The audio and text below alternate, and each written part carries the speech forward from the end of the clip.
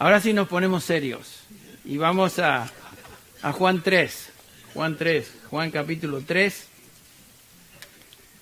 Estamos estudiando el Evangelio según San Juan y nos encontramos en el capítulo 3 en la sección versículos del 11 al 21.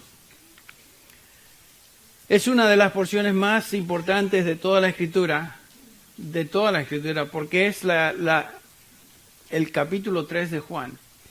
Es el capítulo donde el Señor instruye acerca de la salvación de una manera muy detenida, precisa. Vamos a tomarnos el tiempo estudiando el capítulo 3 de Juan, así que no vamos a hacerlo a la ligera, sino lo haremos en detalle y tomaremos un par de semanas más. Si ustedes recuerdan, el Señor Jesús está conversando con un líder religioso, un fariseo cuyo nombre es Nicodemo. Aquí lo tenemos ahí, la introducción en el capítulo 3, versículo 1. Este hombre viene a Jesús de noche, nos dice el versículo 2, con una carga en su corazón, realmente. Nicodemo tiene una pregunta particular: ¿cómo puedo entrar yo en el reino de los cielos?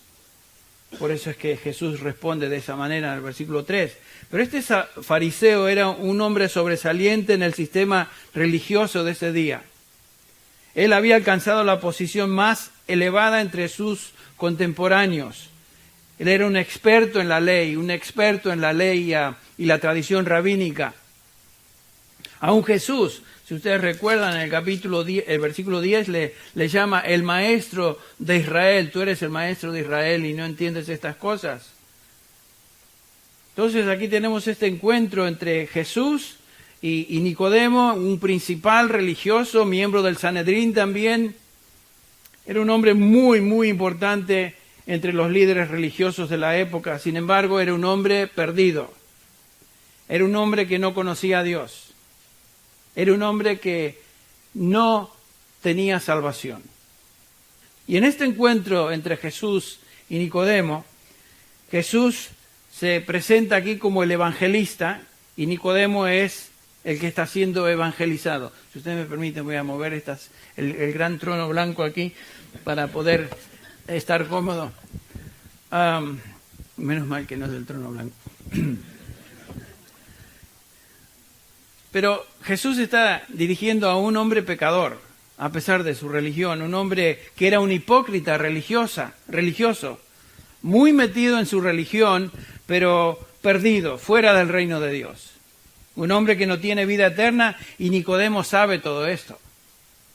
Era un hombre preocupado, un hipócrita que conocía su hipocresía. Él es un pecador secreto, es un hombre angustiado. Él sabe que no está reconciliado con Dios. Sabe que no pertenece al reino, a pesar de toda su religión.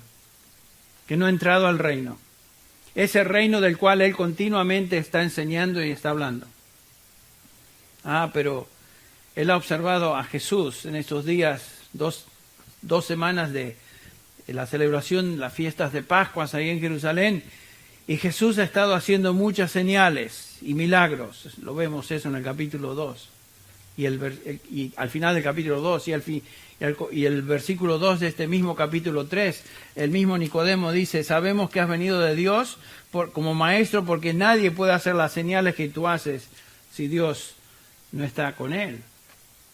Nicodemo sabía que este hombre venía de Dios, era enviado por Dios. Así que él viene a Jesús de noche con su carga, con su corazón, con su angustia. Y Jesús, quien conocía el corazón de este hombre, y la pregunta principal que Nicodemo traía, responde de esta manera en el versículo 3. En verdad te digo que el que no nace de nuevo no puede ver el reino de Dios. Noten que eso no tiene nada que ver con el versículo 2, porque Jesús está respondiendo la angustia o la preocupación que Nicodemo tenía en su corazón. Entonces, Nicodemo tiene la esperanza que este hombre, que viene de Dios, tenga una respuesta para su corazón angustiado. Tal vez este hombre le pueda decir qué es lo que él debía hacer para entrar al reino de Dios. Así que Nicodemo viene a Jesús de noche con un corazón lleno de preguntas y angustiado. Jesús, quien conocía su corazón, entonces le pregunta, le responde de esta manera en el versículo 3. En verdad te digo, que el que no nace de nuevo no puede ver el reino de Dios. Jesús le dice que para entrar en el reino de Dios no había nada que Nicodemo pudiera hacer. En otras palabras, nadie puede contribuir algo que le ayude a entrar al reino de Dios, sino que es algo que viene de arriba. El versículo 6 lo hemos observado 5 veces, se repite, se viene de arriba. Para entrar al reino de Dios uno debe nacer de nuevo, debe nacer del Espíritu. Esta analogía del nacimiento era una analogía de esta tierra, es terrenal. Todo el mundo entiende que para nacer físicamente, o cuando nacemos físicamente, no hacemos nada que contribuya de nuestra parte a ese nacimiento. De la misma manera, para nacer espiritualmente, no hay nada que el hombre pueda hacer. Nada. Y esta realidad es devastadora para Nicodemo, un hombre como este hombre que pasó toda su vida dependiendo de sus obras, descansando en su religiosidad, descansando en su virtud externa, su cumplimiento de ciertas leyes y ritos, pensando que todo lo que eso le haría acepto delante de Dios. Sus esquemas ahora de repente, esquemas teológicos, se derrumban, se desmoronan, porque Jesús le está diciendo que toda su actividad religiosa, todos estos años, no le ha servido para nada y no sirve para nada. Todos los sistemas falsos de religión en el mundo hacen lo mismo.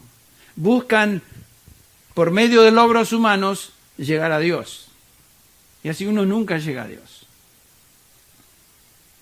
Tal vez hay alguna persona aquí en este lugar, o alguna persona que me escucha, que está en esa condición, que está tratando de hacer cosas, obras, lo que sea, para ser acepto delante de Dios.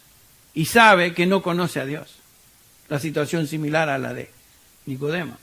Este judaísmo apóstata que estaba practicando Nicodemo, una religión de obras, era una perspectiva de ser moral, religioso, cumplir con leyes y ceremonias con el propósito de llegar a Dios.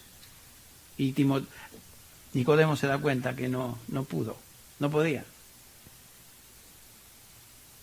Jesús le dice, tú no puedes hacer nada para entrar en el reino de Dios. Tú no tienes ninguna parte en lo que debe suceder para entrar en el reino de Dios. Tú estás preguntando, ¿qué debo hacer para tener vida eterna, para entrar en el reino de Dios? Y la respuesta, Nicodemo, es esta. Tú no puedes hacer nada. Tú no puedes contribuir nada para tener vida eterna. Imagínense a un religioso de este calibre, el principal de Israel, que Jesús le diga eso.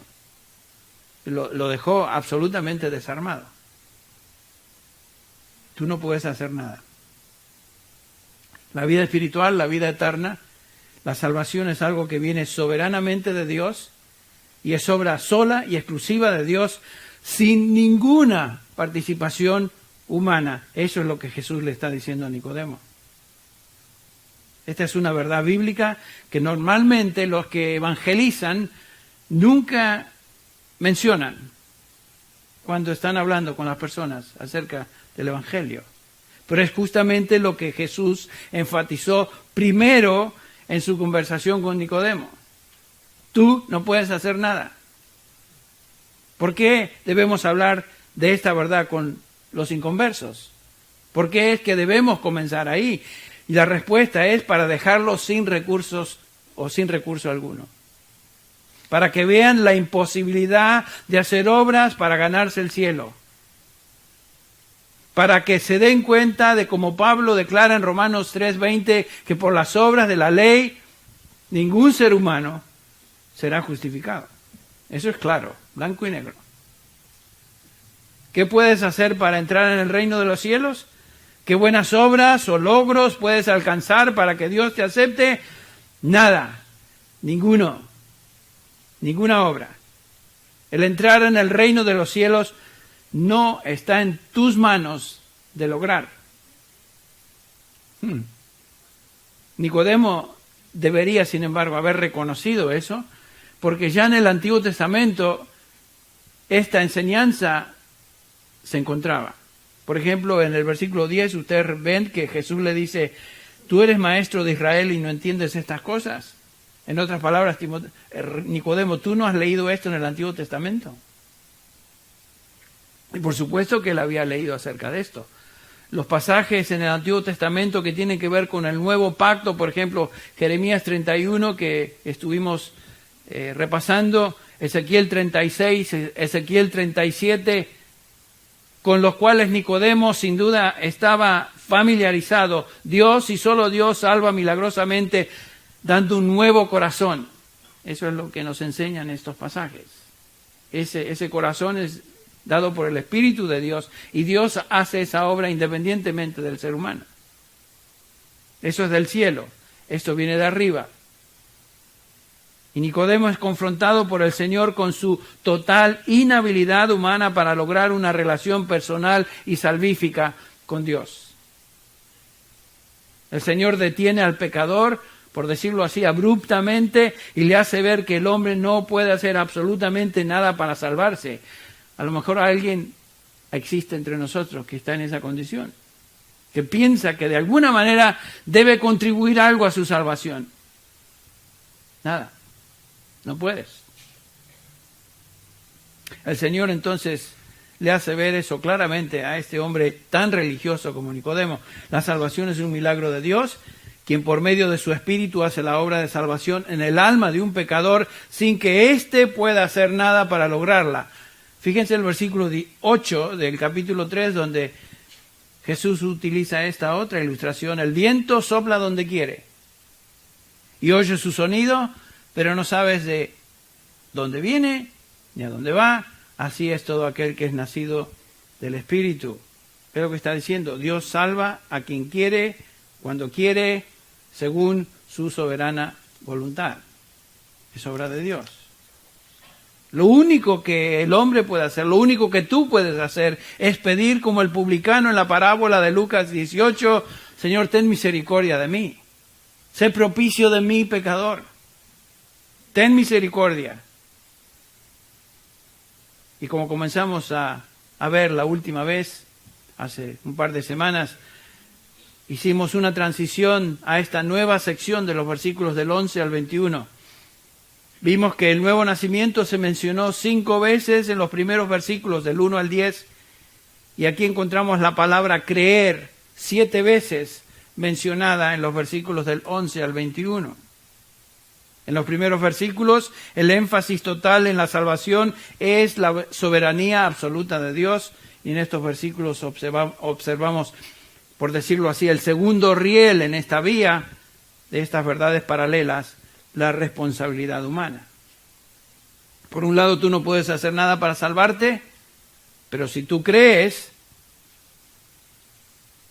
el mensaje de salvación, entonces tú puedes tener salvación, puedes tener vida eterna. Tú eres responsable delante de Dios. Tú debes creer el mensaje de salvación y eres responsable por tu incredulidad si lo rechazas o si no crees. Entonces el mensaje al pecador es este.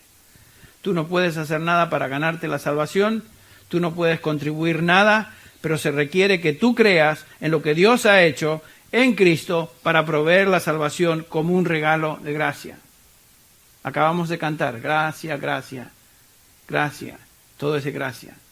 Donde el pecado abunda, sobreabunda la gracia. Nadie se salva por obras, porque nadie tiene obras suficientes para ser acepto. Es todo de gracia y por gracia. Ahora, ese es el trasfondo de los versículos. Ahora vamos a los versículos que queremos examinar en detalle, versículos del 11, hoy del 11 al 15 estaremos viendo eso en particular, pero leamos por lo menos hasta el versículo 18 hoy. Capítulo 3 de Juan, versículos 11 al 18. En verdad te digo que hablamos lo que sabemos y damos testimonio de lo que hemos visto, pero vosotros no recibís nuestro testimonio. Si os he hablado de las cosas terrenales y no creéis, ¿cómo creeréis si os hablo de las celestiales? Nadie ha subido al cielo, sino el que bajó del cielo, es decir, el Hijo del Hombre que está en el cielo. Y como Moisés levantó la serpiente en el desierto, así es necesario que sea levantado el Hijo del Hombre, para que todo aquel que cree tenga en él vida eterna. Porque de tal manera amó Dios al mundo, que dio a su Hijo unigénito, para que todo aquel que en él cree, no se pierda, mas tenga vida eterna. Porque Dios no envió a su Hijo al mundo para juzgar al mundo, sino para que el mundo sea salvo por él. El que cree en él no es condenado, pero el que no cree ya ha sido condenado porque no ha creído en el nombre del unigénito Hijo de Dios. En la medida que estudiamos este pasaje, que como dije lo cubriremos en varios domingos, vamos a notar tres categorías o puntos. El primero es que el Señor confronta la incredulidad, versículos del 11 al 12. El segundo, Él encomienda la fe, versículos del 13 al 18. Y número 3, y finalmente, el Señor condena la incredulidad, versículos del 19 al 20. Todo este pasaje es acerca de creer y las consecuencias de no creer. Veamos otra vez el versículo 11, por tercera vez. El Señor dice, en verdad, porque está diciendo cosas que son ajenas a Nicodemo y al mismo tiempo eran absolutamente verdaderas en contraste al error y las creencias y lo que Nicodemo pensaba, la ignorancia de Nicodemo. En verdad te digo que hablamos lo que sabemos, dice Jesús, y damos testimonio de lo que hemos visto, pero vosotros no recibís nuestro testimonio. El Señor está afirmando que lo que Él dice es absolutamente verdadero. ¿Saben por qué? Porque Él sabe lo que está hablando. Jesús no está dando información que Él había recibido de segunda mano, sino que está dando información divina. Jesús es Dios. Él está hablando de lo que eternamente ha conocido. Esta es una afirmación dramática, una afirmación categórica, pero noten cómo el versículo 11 termina. Pero vosotros no recibís nuestro testimonio. La verdad vino, pero la verdad fue rechazada. Vosotros, tú, Nicodemo, tus colegas, los fariseos, los líderes de Israel, tu nación, el mundo. ¿Se acuerdan del capítulo 1, versículos 10 y 11? Dice, en el mundo estaba y el mundo fue hecho por él y el mundo no le conoció. A los suyos vino y los suyos, ¿qué? No le recibieron. Esa fue siempre la respuesta de la mayoría en Israel. De la mayoría del mundo hoy. Jesús está diciendo, he venido con la verdad eterna que siempre he conocido, la verdad que viene de mí como el eterno Hijo de Dios, y sin embargo no la recibís. El que habla es el Hijo de Dios, noten, el Señor de Jesucristo, el Mesías, Dios hecho carne, y le habla a Nicodemo esta verdad acerca de la salvación. La salvación no es algo que depende de obras, la salvación es un milagro divino que Dios hace independientemente del pecador. Y Jesús le ha enseñado eso a Nicodemo ahora como Dios hecho carne, con toda la autoridad de la persona que tiene la información del eterno Dios. Jesucristo habla como Dios y le está diciendo, Nicodemo, la salvación no es el producto de obras, es el producto de un milagro divino. Te lo digo yo, el eterno Dios.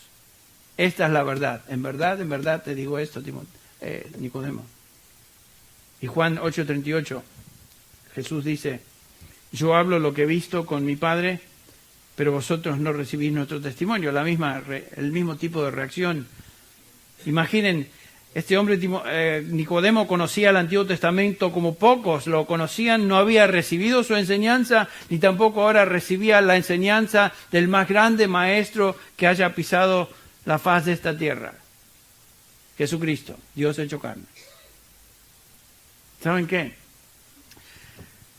No debemos sorprendernos cuando la gente no recibe el Evangelio, no recibe nuestro testimonio, como si fuera algo raro. Yo recuerdo haber hablado un par de veces con un santo que admiro, que me decía, yo no, cuando digo santo me refiero a un hijo de Dios, no me refiero a San Martín de Porras o algo así. Un santo de Dios, un hijo de Dios, que me decía, no entiendo cómo es que no le entra. ¿Cómo es que no entra? No entienden. Pero ¿cómo es que no entienden? Es tan simple. Bueno, no recibieron la verdad escrita, no recibieron la verdad de aquel quien es el camino, la verdad y la vida. ¿Qué esperamos nosotros? ¿Qué esperamos nosotros? Entonces, Nicodemo y los demás no recibieron el testimonio. El versículo 12, el Señor aquí avanza esa confrontación subrayando la ignorancia de Nicodemo. Nicodemo estaba acostumbrado a que lo trataran como el gran sabio de Israel, el gran rabí, el maestro de Israel, el miembro del Sanedrín, pero Jesús lo trata de esta manera, versículo 12, si os he hablado de las cosas terrenales y no creéis, ¿cómo creeréis si os hablo de las celestiales? En otras palabras, Nicodemo, mira, es inútil ir más allá y tratar de explicar las profundidades de la teología divina, de la mente de Dios, de los propósitos de Dios en la salvación, cuando ni siquiera entiendes una simple analogía terrenal como es el nacimiento. ¿Se acuerdan? ¿Cómo es esto? ¿Cómo puede ser eso? ¿Será que uno debe entrar en el vientre de la madre otra vez? Y no entendía. Bueno, tú no entiendes esta ilustración, Nicodemo, no la aceptas y sin embargo es tan clara y tan simple.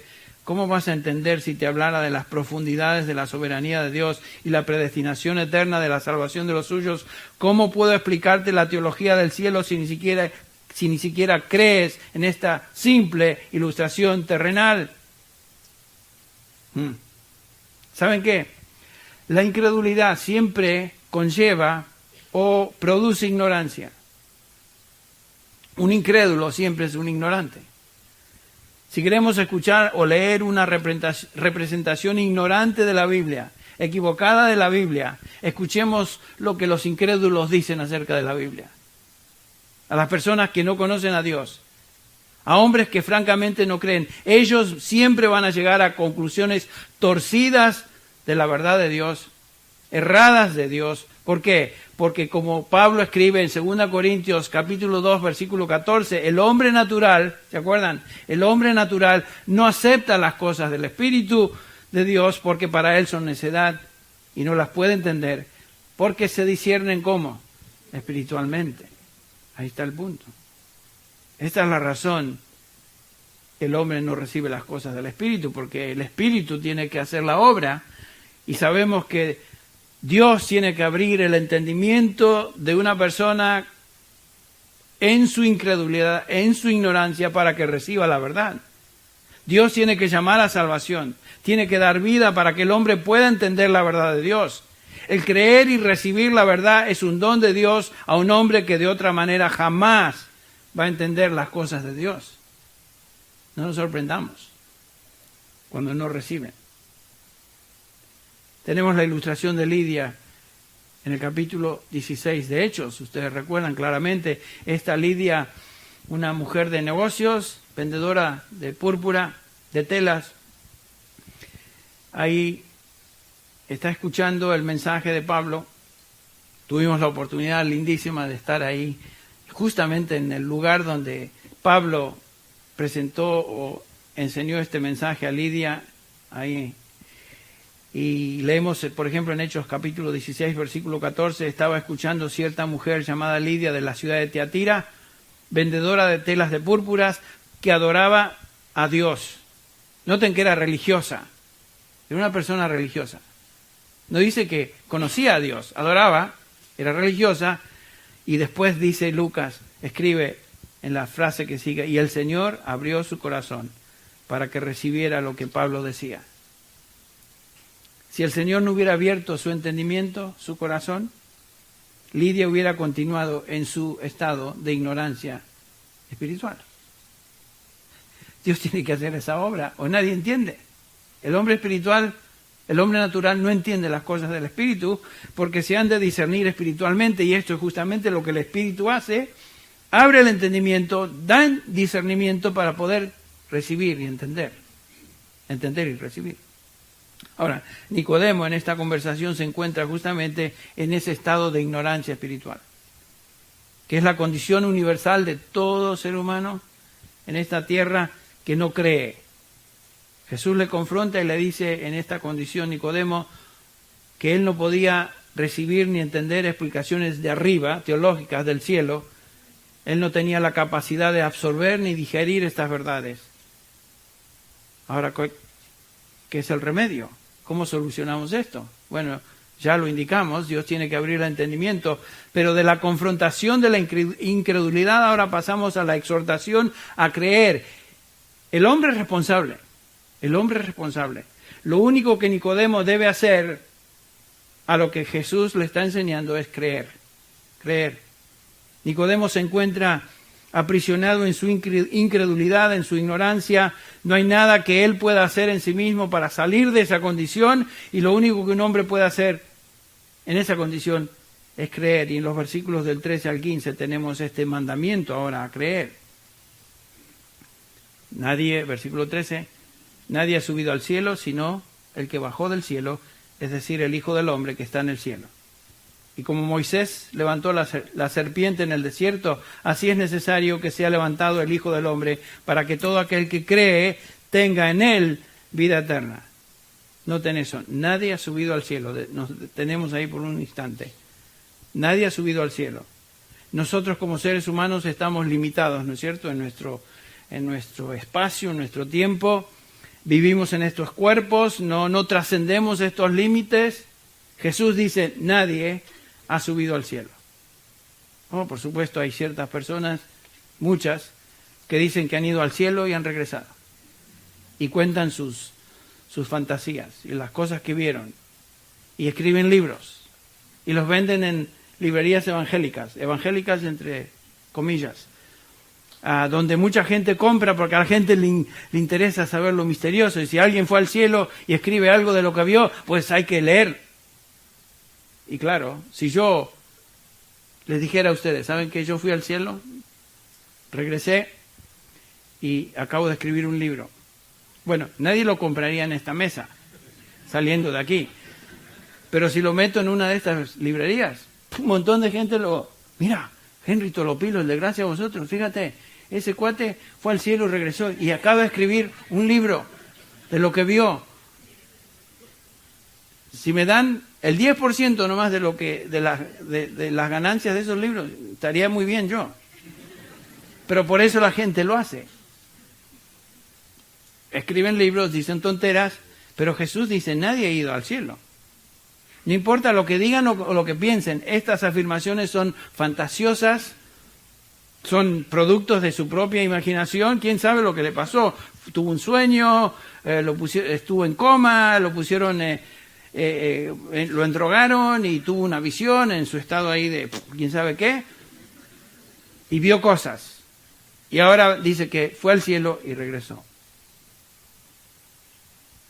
Nadie ha ido al cielo, dice Jesús. Ahora, hay poquísimas excepciones en la Escritura, como Lázaro, quien murió y regresó a la vida. Lázaro, sin duda, estuvo en la presencia del Señor. Cuando el Señor Jesús murió en la cruz del Calvario, ustedes recuerdan que se describe en los evangelios que muchas tumbas fueron abiertas y muchos vinieron a la vida otra vez. ¿Y dónde estaban ellos? Bueno, estaban con el Señor. Sabemos que aún el apóstol Pablo en el capítulo 12 de Segunda de Corintios, él dice que fue arrebatado, ¿se acuerdan?, al tercer cielo y vio cosas y escuchó cosas que no puede ni siquiera él compartir. Bueno, pero estas son excepciones. La regla es que si uno va al cielo, ahí se queda. Esa es la regla. Y feliz de estar ahí. ¿Quisieras ir al cielo y regresar? Por supuesto que no, qué tontera. Estás en la gloria y ¿qué vas a regresar a esto? No, nadie quiere hacer eso. ¿Para qué vas a regresar del cielo? Jesús dice, nadie ha subido al cielo, sino el que bajó del cielo, es decir, el Hijo del Hombre que está en el cielo. Entonces, ese es Cristo Jesús. El único que jamás haya regresado del cielo con la verdad acerca de la salvación es Jesucristo. Toda religión viene de esta tierra, es de abajo, es demoníaca. Solo un evangelio es celestial. Es el evangelio de Jesucristo. Solo hay un mensaje que vino de arriba y ese mensaje de salvación lo trajo Jesús. Eso es lo que está diciendo. Nadie, repito, nadie ha ido al cielo y ha traído del cielo el mensaje de salvación, sino solo uno, Jesús. Jesús dijo, yo soy el único que es el Hijo del Hombre, el único que fue al cielo y quien vino del cielo y trajo este mensaje que provee salvación, y esta es la obra exclusiva de Dios en la cual ningún hombre participa. Es un don de Dios que Él da según su soberana voluntad, y la única manera de recibir ese don es por medio de la fe, y sabemos claramente que la Biblia enseña que aún la fe es parte del don de Dios. Porque dice Pablo en Efesios 2:8, por gracia sois salvos por medio de la fe, y esto, todo en la salvación, esto que incluye la fe, no es de vosotros, pues es don de Dios. En Filipenses 1:29 dice Pablo, porque a vosotros, creyentes, se os ha concedido por amor de Cristo, noten, no solo creer, sino también sufrir. O sea que el creer es un don, es un regalo, se os concedió. Es por obra suya, dice Pablo en 1 Corintios 1:30, que estáis en Cristo Jesús, por obra de Dios. Entonces el mensaje de salvación que vino del cielo es el evangelio de salvación en Cristo, y la única manera de recibir ese don es por medio de creer, mediante la fe. Jesús en este pasaje 3 veces se refiere a sí mismo como el que bajó del cielo, el Hijo del Hombre. En Juan 6:33, que estaremos viendo más tarde, porque el pan de Dios es el que baja del cielo y da vida al mundo. Versículo 38, porque he descendido del cielo. Versículo 51, yo soy el pan vivo que descendió del cielo. Capítulo 8 de Juan, versículo 42, porque yo salí de Dios y vine de Él. Capítulo 13, versículo 3, Jesús, sabiendo que el Padre había puesto todas las cosas en sus manos y que de Dios había salido, a Dios volvía. Capítulo 16, 28 de Juan dice, salí del Padre y he venido al mundo, de nuevo dejo al mundo y voy al Padre. Capítulo 17, versículo 5 de Juan, ahora glorifícame, Padre, junto a ti con la gloria que tenía contigo antes de que el mundo existiera. Una y otra y otra y otra vez Jesús afirma que Él vino del cielo. Y es el único que vino del cielo con este mensaje de salvación. Que solo por fe Él viene del cielo y trae estas dos verdades paralelas. Otra vez tenemos que mencionarlas. La salvación es un milagro exclusivo de Dios, es el nuevo nacimiento, es nacer de nuevo, es nacer de arriba, es nacer del Espíritu, no podemos hacer nada al respecto, pero la salvación también es por medio de la fe. La salvación se recibe por medio de creer el Evangelio, por medio de la fe. Él es el Hijo del Hombre. Es un título que viene de Daniel capítulo 7. Jesucristo es Dios hecho carne, quien está hablando ahora con Nicodemo y le está diciendo, no creas nada más de lo que yo te digo sobre la salvación, porque ninguna otra persona ha bajado del cielo con este mensaje de verdad, sino yo. Por eso Pablo dice en Gálatas categóricamente, ¿no? Gálatas 1, si tú crees otro evangelio, ¿eres qué? Eres maldito. Es anatema. Capítulo 1, versículo 8 de Gálatas dice, pero si aún nosotros, o un ángel del cielo, os anunciara otro evangelio contrario al que hemos anunciado, sea maldito. Y repite en el 9, en caso de que no lo escucharon, como hemos dicho antes, también repito ahora, si alguno os anuncia un evangelio contrario al que recibisteis, sea maldito, sea anatema. Si crees otro evangelio, ¿sabes qué? Tú eres maldito. Si hay otro camino de salvación que tú estás enseñando, creyendo, tú eres maldito. Por eso la mayoría de los que vienen los sábados a nuestras puertas tocando, diciendo que traen un mensaje de salvación, mentirosos. Ellos piensan que están enseñando algo que es verdad, pero viene del mismo infierno. Son todos malditos. Claro, no es bueno decirle, ¿sabes que tú eres un maldito? Así que ni me hables. Pero es la realidad. Son malditos. Porque traen otro evangelio. Entonces, los falsos sistemas de religión, toda secta, todos estos que vienen ahí con sus corbatitas muy bonitas y camisa blanca, vengan en bicicleta o vengan con su maletín, no importa, son todos falsa doctrina, producto de Satanás, que se disfraza siempre como un ángel de luz. Noten que ellos se ven muy bien, son muy cordiales, no van a venir disfrazados de diablos y con unos mal vestidos y con una... No, porque Satanás está interesado en engañar. El Evangelio en todos sus aspectos y elementos es el único mensaje que ha venido del cielo. Y el versículo 14 dice, como Moisés levantó la serpiente del desierto, así es necesario que sea levantado el Hijo del Hombre. Que el Hijo del Hombre, el Señor Jesucristo, sea levantado, sea exaltado. Él es el principal sobre todos. Es el preeminente, es quien ha venido del cielo, el único que ha venido del cielo. Él es el eterno Hijo de Dios. Él es el Señor de señores, el segundo miembro de la Trinidad.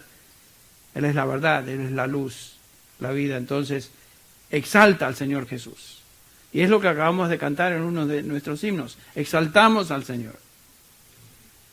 Porque es digno de exaltación sobre todo y todos. En Juan 14:6, Él mismo dijo, yo soy el camino y la verdad y la vida. Nadie viene al Padre sino por mí. Hechos capítulo 4, versículo 12, es el apóstol Pedro predicando ahí en Jerusalén, nos dice, en ningún otro hay salvación porque no hay otro nombre bajo el cielo dado a los hombres en el cual podamos ser ¿qué? Salvos. Entonces Jesucristo es el único por medio de quien una persona puede tener salvación. No hay muchos caminos al cielo, no hay varios caminos al cielo, hay un solo camino y es Jesucristo. Por medio de la fe en Cristo y solo en Cristo que somos salvados. ¿Se acuerdan las solas de la Reforma, los gritos de la Reforma? Sola Escritura, sola Christus, sola fide, es lo que tenemos acá. Solo por fe y solo en Cristo hay salvación. Y Pablo dijo al carcelero de Filipos, ¿se recuerdan allá en Hechos 16? Cree en el Señor que Jesucristo y serás salvo.